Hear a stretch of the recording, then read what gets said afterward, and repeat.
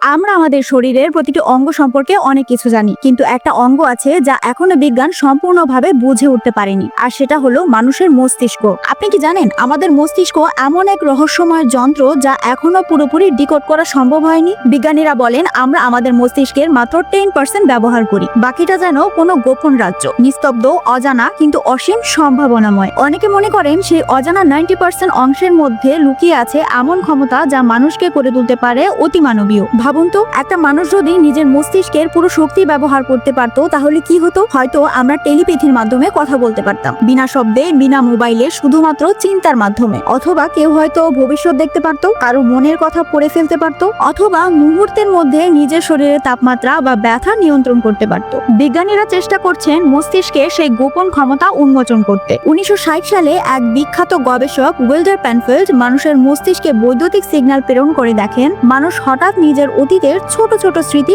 আবার দেখতে পাচ্ছে। মানে আমাদের মস্তিষ্ক কিছুই ভোলে না, সবকিছু কোথাও না কোথাও জমা থাকে, শুধু আমরা তা অ্যাক্সেস করতে পারি না। এমনকি অনেক মানুষ হঠাৎ মাথায় আঘাত পাওয়ার পর অদ্ভুত ক্ষমতা অর্জন করছে। কেউ হয়ে গেছে হিউম্যান ক্যালকুলেটর, কেউ আবার নিখুঁতভাবে কোনো দৃশ্য স্মরণ করতে পারে বছরের পর বছর পরেও। এই ঘটনাকে বিজ্ঞানীরা বলেন অ্যাকওয়ার্ড 7 সিনড্রোম, যেখানে মস্তিষ্কের এক অংশ ক্ষতিগ্রস্ত হলেও অন্য অংশ হঠাৎ জেগে ওঠে এক অসাধারণ শক্তি নিয়ে। আরো অবাক করার মতো ব্যাপার হলো মস্তিষ্ক আমাদের চিন্তা, অনুভূতি, স্বপ্ন, এমনকি বাস্তবতাও তৈরি করতে পারে। কখনো কখনো আমরা যা দেখি বা অনুভব করি তা হয়তো বাস্তবে নেই, মস্তিষ্ক নিজে সেটি প্রজেক্ট করে আমাদের সামনে। মানে পৃথিবীটা যেমন আমরা দেখি সেটা আমাদের মস্তিষ্কের তৈরি করা এক ভার্চুয়াল ছবি হতে পারে। বিজ্ঞান আজ অনেক কিছু ব্যাখ্যা দিতে পারে, কিন্তু মস্তিষ্কের গভীরে এখনো অসংখ্য প্রশ্ন রয়ে গেছে। কেন আমরা স্বপ্ন দেখি? কেন কিছু মানুষ অতীত জন্মের কথা মনে রাখে বলে দাবি করে? কেন ধ্যান বা মেডিটেশনের মাধ্যমে কেউ নিজের শরীরের তাপমাত্রা বা ব্যথা নিয়ন্ত্রণ করতে পারে? এই সবকিছুর উত্তর হয়তো